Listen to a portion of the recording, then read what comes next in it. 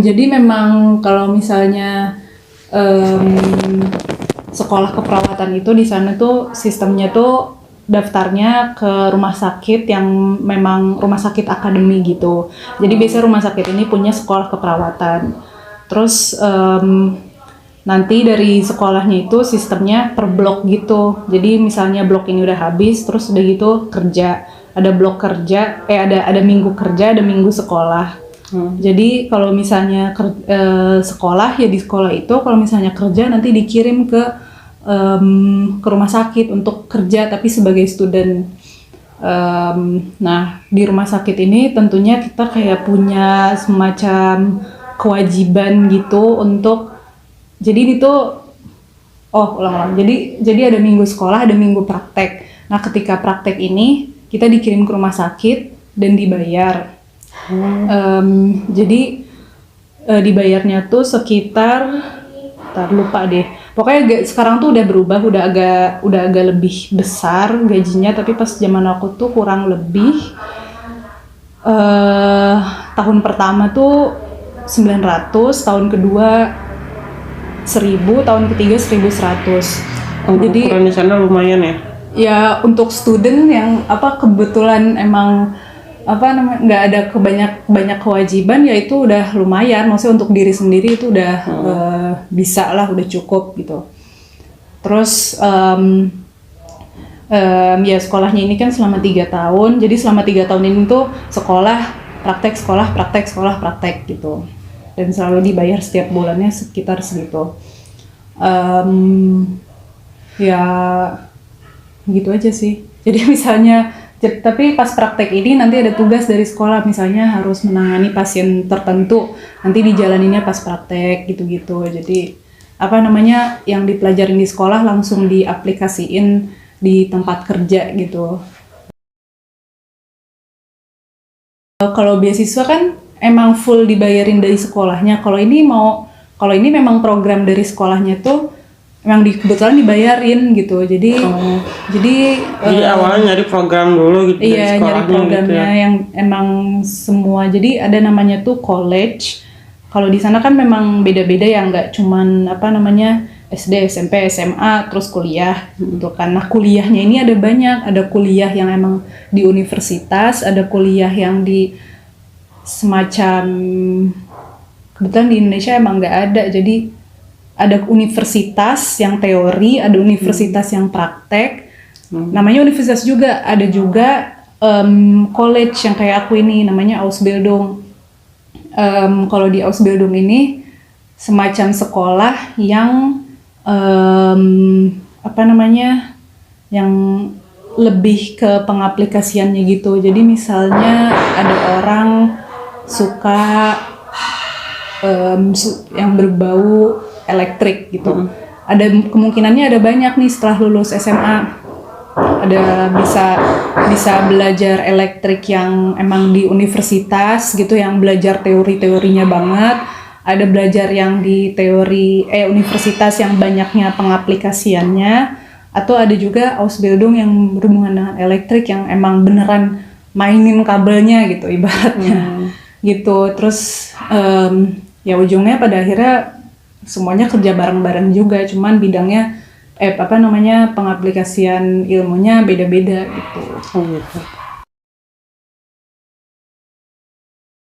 Misalnya milih jalur yang Ausbildung ini kan ibaratnya prakteknya lebih kuat gitu kan.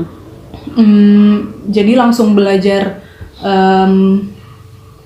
dunia kerja di Jermannya tuh gimana gitu kan. Kalau misalnya langsung dapat gambaran. Terus kan klima kerja di Jerman juga kan beda sama di Indonesia. Jadi kayak gimana berkomunikasi sama kolega dan segala macamnya juga kan langsung belajar gitu kan. Soalnya aku ngebandingin juga sama teman-teman aku yang student doang ibaratnya gitu kan, yang emang benar-benar cuman ya udah kuliah pulang gitu kan. Jadi mereka bahkan kadang kayak berbahasa Jermannya aja tuh kurang gitu, karena di tempat kuliah kan kayak paper-paper gitu kan kebanyakan bahasa Inggris juga kan. Jadi memang bahasa pengantarnya bahasa Jerman, tapi pada kenyataannya banyak yang bahasa Inggrisnya juga gitu. Terus mereka jadinya nggak segimana lancar berbicara bahasa Jerman, dan ketika masuk ke dunia kerja mereka jadi kaget juga, oh ternyata di sini tuh kayak tempo kerjanya begini dan berhubungan dengan koleganya tuh begini. Jadi mereka rada suka shock juga gitu ibaratnya. Tentunya ada juga kayak teman-teman aku yang kuliah tapi di samping itu mereka cari kerja sampingan, itu ada juga. Jadi nggak segimana apa ya ekstrem gitu begitu masuk ke dunia kerja. Kamu di daerah mana sih Dek? Itunya kerja dan tinggalnya? Daerah utara, Hamburg gitu, Bremen. Itu di daerah itu banyak ini ya apa Muslim gitu ya? Atau dominan apa?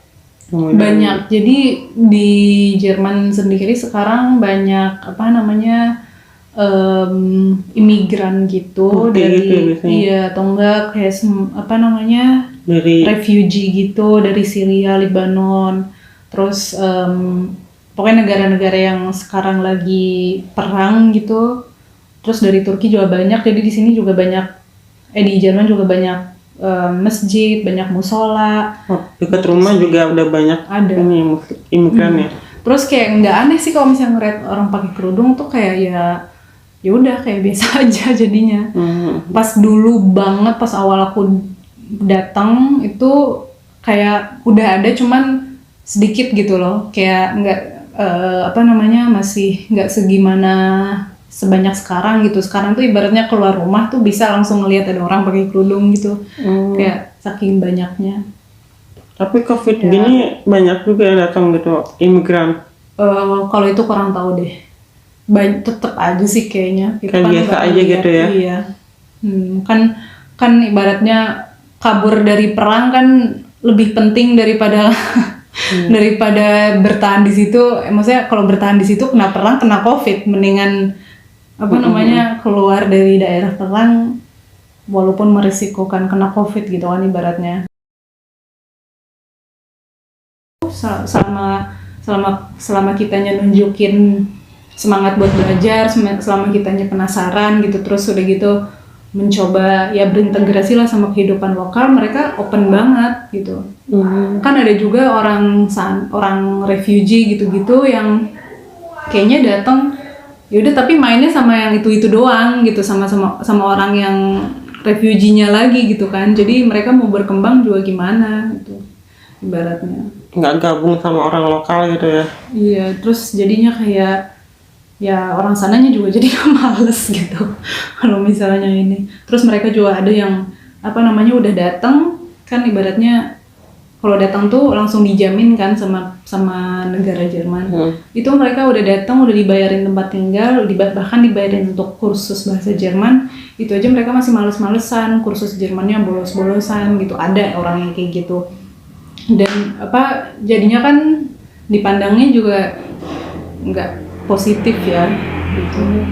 Tapi selama orangnya terbuka, selama orangnya mau berintegrasi dengan kehidupan lokal, itu mereka open banget. Yang kayak tadi aku bilang, aku sampai sekarang nggak pernah ngerasain satu kali pun rasisme gitu. Bahkan aku pernah kayak semacam di apa namanya kayak apa sih ibaratnya bukan digodain ya apa ya Dibantu apa ya kayak dijahatin, bukan kayak lagi sama orang Arab gitu. Jadi kayak karena aku kan pakai celana gitu, biasa dong pakai celana terus pakai baju panjang cuman tapi pakai kerudung, terus dia tuh kayak mereka kayak diliatin, terus udah gitu kayak muslim apaan nih pakai celana gitu-gitu. Terus udah itu disuit-suitin, sampai diteriak-teriakin gitu, kan nggak enak banget ya. Itu bahkan nggak akan pernah dilakukan sama orang Jerman karena ya buat apa gitu, urusan sendiri, nggak ada yang ngurusin baju. Bukan orang Jerman ya? Itu bukan orang Jerman, mereka orang Arab gitu, nggak tahu lah pokoknya muka-mukanya muka orang Arab Timur gitu Tengah lah. Itu kayak nggak nyaman banget gitu kan. Sedangkan sama orang Jerman aja nggak nyampe digituin. Orang ya mereka kan tipenya emang individualis ya. Iya, jadi ya udah lu gue gitu. Nggak ngapain mikirin orang pakai baju apa gitu.